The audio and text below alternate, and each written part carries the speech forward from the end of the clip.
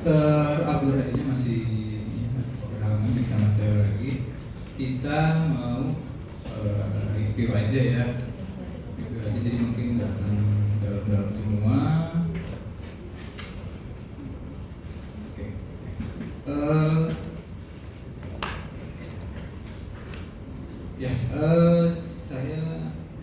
Saya sambil duduk aja. Mau apa kan? Isi podcast. Ya, ini mah jenis-jenis spesial adalah aja ya. Skip. Ini juga skip aja. Ini skip jangan. Ini itu histologi saraf dari FM. Nanti kalian sudah akan bahas saraf lagi di sistem berikutnya. Kalau saraf perifer ya itu ya komponennya dalam sasuan hipofis. Sebenarnya dilihat susah sih bedainnya. Boleh aja. Oke, patologinya jadi ada 5 ya yang mau kita bahas. Sebenarnya ada beberapa yang nanti di investasi gue diulang. Makanya saya gak tahu nih, mungkin untuk yang nanti kedepannya kita nggak akan ngebahas apa ya, tumoran bukan ini gitu ya. Nah, karena ada beberapa yang tidak masuk, contohnya tumor telinga gitu ya, misalkan kayak kolesteatom ini nggak ada ya. Terus mata ada glioblastoma, nasofaring, lidah juga nggak ada ya. Lidah itu biasanya seringnya adalah squamous cell carcinoma. Tapi langsung saraf ya, sedangkan kita waktu pas sistem keindahan kan nggak ada mengenai kasus gangguan apa ya, meraba gitu kan. Oke, pertama schwannoma neurofibroma. Ini kita dari saraf tepi dulu ya. Ini secara skematis saja. Nanti biar sekali karena saya dulu bisa tunjukin di sini gitu.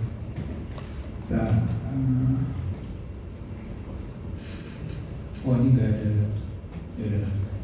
Nah, jadi kalau schwannoma itu, ya, schwannoma adalah namanya saja neoplasma, ya, oma ya. Jadi dia jinak dari sel schwann gitu ya. Nah, dari kulkus mielin. Ini kelihatan struktur secara skematisnya. Jadi dia dari pinggir gitu ya. Nah, kalau neurofibroma itu macam-macam. Nah, jadi dari sel schwann saja dia semua bisa ya. Bisa aksonnya ya, bisa si badan selnya macam-macam, bisa si sel juga bisa. Nah, ini dua-duanya jinak. Nah, tapi ada yang ganasnya ya, ini sebagai MPNST, malignan peripheral nerve tumor ya. Nah, tumor ganas saraf tepi ya. Gampang kan ngapalin? Enggak, aja. Oke, kita ke schwannoma ya. Ini nama lainnya neurofibroma ya, batasnya tegas ya, berkapsul. Kaitannya itu dengan biasanya mutasi gen NF2 meskipun tidak selalu ya. Terus yang penting adalah dia lokasi biasa di ekstremitas dan apa ya, sifat jinak ya, tidak berfiltrasi dan lain-lain. Oke, ini ya, ini kapsul jelas ya. Ukurannya enggak gede banget sebenarnya. Ini termasuk yang besar nih, biasanya tuh lebih kecil lagi ya, 3 cm lah ya. Nah, ada yang gede memang bisa 5 cm, 10 cm itu ada. Biasanya dia untuk kista tuh, karena ketekan terus jadi dia melebar nanti. Oke, lalu gambarannya. Nah, ini gambarannya ada ciri khas itu Antoni A dan Antoni B. Jadi Antoni A yang padatnya, Antoni B yang sepinya ya. Gambarannya selain arsitekturnya ada 2 macam, hiperselular dan hiposelular. Dia itu cenderung selnya itu panjang-panjang ya, panjang-panjang spidol-spidol. Karena khasnya ya tadi kalian lihat di yang gambar histologi tadi kan si sel saraf tuh ya, dia bentuknya memang panjang-panjang gitu ya. Ada mungkin yang bulat-bulat biasanya cuma ganglion ya. Kalau ini saraf tepi biasanya dia agak panjang ya. Nah, ada bentuknya nih kayak dia memadat seperti pagar. Nah, ini kita sebut sebagai palisade ya. Kalau di antara dua ini, ada tengahnya kosong itu disebut sebagai badan kerokeum. Ini tadi ya, sonoma, kadang kisah dan lain-lain. Ini kita bisa skip aja. Ini yang Antoni B ya, kan sedikit skip gitu ya. Ada beberapa subtipe, ya ada sebuah subtipe, tapi kalian nggak perlu hafal, cukup tahu aja, seperti kayak mention swanoma itu ada namanya khusus ya. Biasanya kalau mention swanoma ini kalau misalnya ada gede-gede, hiperkromatis, ya, jadi mirip ganas, gitu. Tapi sebenarnya enggak ganas. Oke, ini yang gambaran dari preparat kita ini. Sebenarnya nggak seluar amat ya yang di foto di sini, ada yang lebih bagus, tapi ini contohnya ya udah ini salah satu ya. Nah ini ada yang inti besar nih, ya inti besar. Ini kadang kita pikir ini ganas, padahal enggak. Ini kista, ya kista isinya ada darah, ya banyak eritrosit di sini sampai bisa membentuk yang mesti dari bagian makrofag ya. Oke, tapi ini jarang lupakan. Oke, selanjutnya ini gambar kita juga ya swanoma ini. Kelihatan kan tuh yang panjang ya. Spindle, ada yang padat, ada yang tipis. Lanjut neurofibroma. Secara grossnya dia tidak berkapsul ya, tapi tetap batasnya tegas. Nah, kalau tadi kan mutasi NF2, ini mutasi NF1. Lalu apalagi yang penting itu lokasi sebenarnya bukan ini ya. Lokasi sebenarnya banyak di ekstremitas ya, meskipun bisa di hampir seluruh bagian. Yang jelas yang di seluruh tubuh kita itu kan ya pasti ada saraf ya. Nah, oleh karena itu di seluruh tubuh kita ya bisa terjadi neurofibroma, bisa terjadi swanoma. Nah ini gambarannya aja agak enakannya ya. Nah ini kan tersebut sebagai vertikal neurofibroma. Jadi dia bercabang-cabang banyak ya, karena ada di lebih dari satu tempat. Kayaknya itu berkaitan dengan namanya itu neurofibromatosis. Jadi kalau ada kata-kata tosis itu biasanya dia jadi banyak jumlahnya. Adenomatosis banyak. Ini neurofibromatosis ya. Nah, jadi multiple neurofibroma. Jadi neurofibromanya banyak.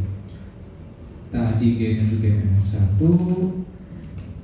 yang lokasinya ya nggak khas ya, namun di semua badan bisa.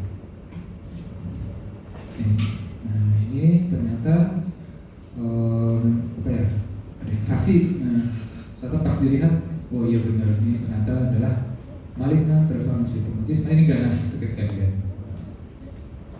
Oke, jadi ini bukan neurofibroma ternyata ya, ini adalah MPNS ya.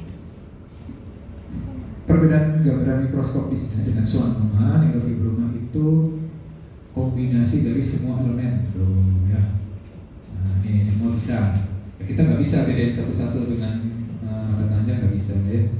Pokoknya kalau udah bentuknya bermacam-macam, lebih apa ya? Jadi nggak ada kayak Antoni B itu nggak ada ya. Terus batasnya tidak tegas.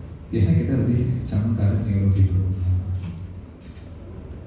Oke, nih ada mirip kayak ular gitu. Nih, nih sebut sebelah saya bertemu. Ini neurofibroma. Jadi kalau kalian lihat sekilas begini dengan swanoma itu bakal sulit dibedakan. Jadi harus dilihat pelan-pelan gitu ya. Baru kita biasanya bisa tentuin keduanya. Tapi kalau kalian mah bedain secara mikroskopis antara swanoma dan neurofibroma nggak perlu ya menurut saya, susah gitu ya. Oke lanjut. Nah kita ke meningioma. Meningioma adalah tumor. Meningioma jenak ganas.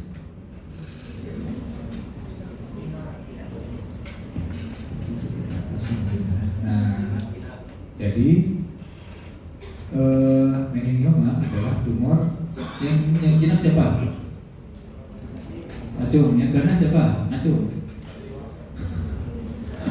Ya ini bisa dua-duanya, bisa jinak bisa ganas. tergantung ya. Jadi ada namanya meningioma jinak, ada namanya meningioma ganas. Meningioma jinak ya jinak, meningioma ganas ya ganas. Nah, nih ya, nih compressed underlying brain, karena ini bisa itu kan di dura ya, jadi harus di daerah meninges.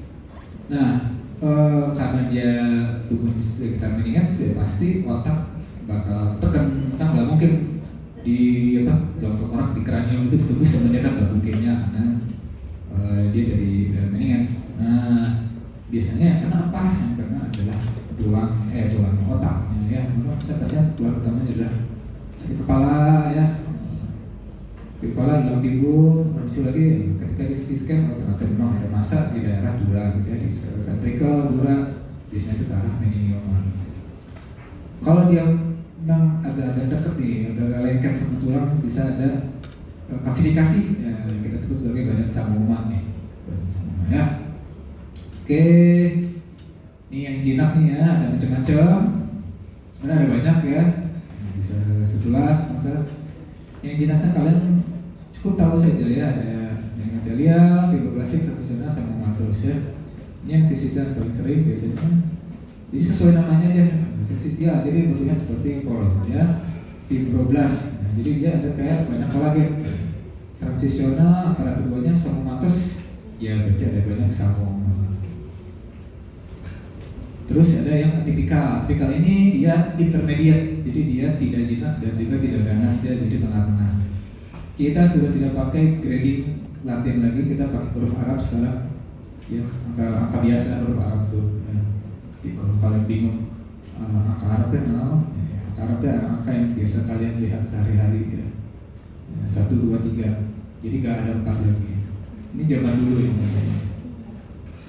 Nih, atipikal tuh gimana? Kalau ada banyak mitosis, lebih padat, angka ini jelas, pertumbuhannya tidak jelas ya, ada mitosis biasanya jadi atipikal. Nah, ada yang benar-benar ganas ya, nih anaplastik malignant. Kalau ini mitosisnya udah banyak banget, udah kelihatan jelas, jadi ganas gitu. Nih ya, tuh otaknya kelihatan ya. Nih Hurl ya, Hurl tuh, jadi kayak seperti pusaran katanya. Cuman yang benar-benar bagus kayak gini sih jarang kita temunya ya. Nah, ini apa ini? Nih samoma badis ya, kayak tulang kan? Nah, ini sudah klasifikasi ya. Nih ya, samoma badis. Tuh, khas nih, ini memang bisa klinis dari lihat sudah tahu.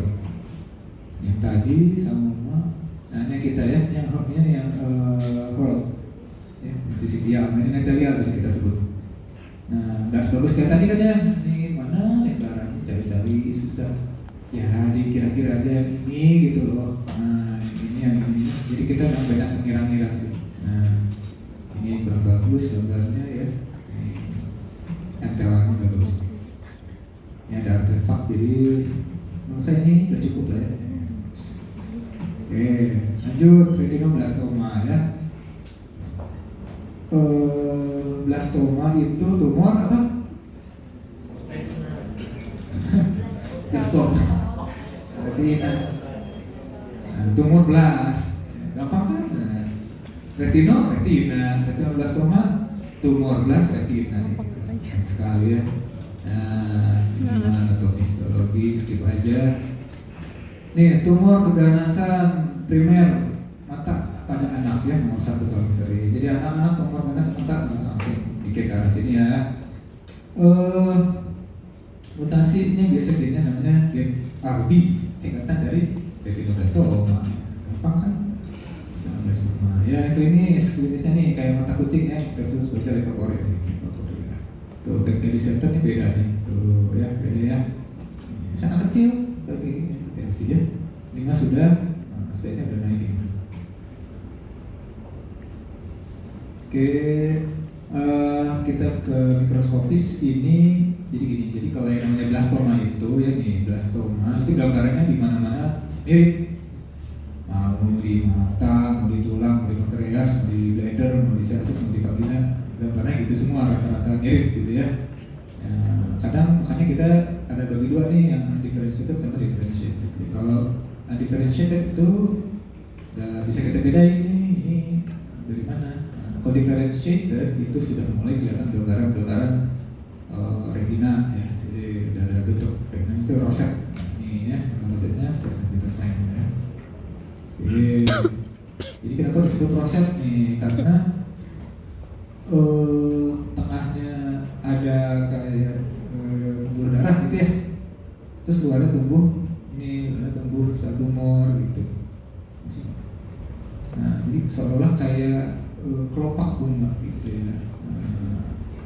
Kan prinsip yang namanya tumor ganas dia kan bakal nyari-nyari ini kan, nyari pembuluh darah ya kan. Ada anagenesis, jadi dia tumbuh di sini tumbuh, pembuluh darah sini tumbuh gitu ya. Jadi mirip bunga. Nah, meskipun nggak sebagus ini gitu ya.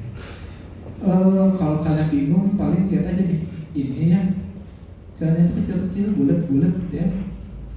Intinya tuh bulat oval aja, dia nggak pleomorfik gitu. Jadi padat, sitoplasma sedikit, ya, hiperkromatif, jadi birunya itu biru tebal.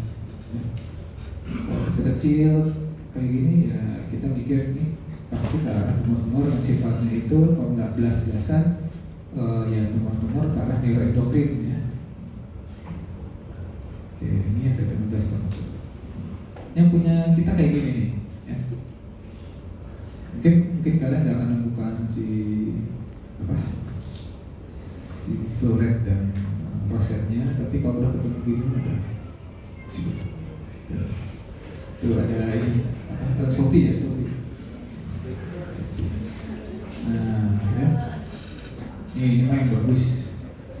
Nih yang punya kita nih, ini daerah yang nggak bagusnya sebenarnya ada kalau kalian lihat tuh, ya ada daerah yang lebih cantik lah ya, ini mah fotonya ya, tapi gambarnya mirip-mirip juga ya.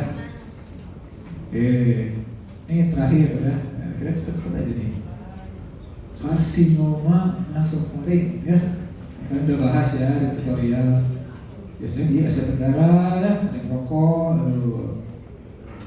Mengenai EBV itu katanya sebenarnya banyak orang yang kena infeksi EBV itu katanya banyak katanya. Nah, cuman dia sifatnya ini karena harus dibantu, gitu. Si EBV-nya harus dibantu dengan faktor karsinogen lain. Nah, makanya kalau di Indonesia itu dia banyak tuh merokok, nah, jadi terbantu dia si EBV ini. Oke ya, ini cara ngambilnya karena sulit ya, ini skip aja ya. Oke, ini tadi ya, jadi sudah diambil. Nah, di mana biasa ambilnya di fossa, ya, fossa jalan. Oke, kenapa di situ? Karena dia ada peralihan antara epitel stratified squamous dan epitel respiratory. Nah, secara mikroskopis dia terbagi dua, ada yang keratin dan yang tidak. Yang keratin dia mirip kulit ya, mirip tumor kulit ya. Keratin ini keratinizing squamous cell carcinoma, ya, mirip tumor kulit karena originnya mirip. Nah, kalau yang non keratin itu dia dibagi dua, yang differentiated dan undifferentiated. Ya, differentiated juga dibagi lagi ya, ada yang well, kemudian ditemukan. Yang keratin ya, yang mirip kulit kan. Ini yang non keratin ya, keratin masih mirip kulit tapi udah mulai pleomorfik bentuk. Yang terakhir adalah yang undif ya, sudah tidak ada bentuknya lagi. Udah sih. Nah, ini punya kita nih. Itu soalnya di berapa ya? Ya. Nah, ini yang kayaknya yang undif ya. Ini nggak usah ya. Mungkin ini sebenarnya sama dengan prinsip-prinsip di tumor-tumor lain, nggak hanya di sistem indera. Jadi pada intinya dia dipengaruhi oleh beberapa faktor ya, gen-gen yang mempengaruhi cancer. Ada yang perubahan protein oncogen, ada kegagalan tumor suppressor gen, ada kegagalan apoptosis dan ada kegagalan DNA ya. Oke, ini kayak hallmarks of cancer, kalian cukup baca saja. Ini karsinogenesis juga. Prinsipnya adalah dia ini karena memang tidak cukup satu mutasi gitu ya. Kalau organ nasal itu biasanya banyak multiple. Sorry. Ya. Oke. Ya, oke, ini contohnya. Ini misalkan sel normal, nanti dia ada perubahan epikatogenesis jadi sel tumor. Sel tumor sifatnya merah nih. Merah tuh apa tuh? Nih, dia bisa bermetastasis karena mutasinya di gen yang mengatur metastasis misalnya. Nanti dia mutasi lagi nih di gen yang mengatur warna pink nih. Warna pink apa tuh? Nah, ini kira-kira factors ya.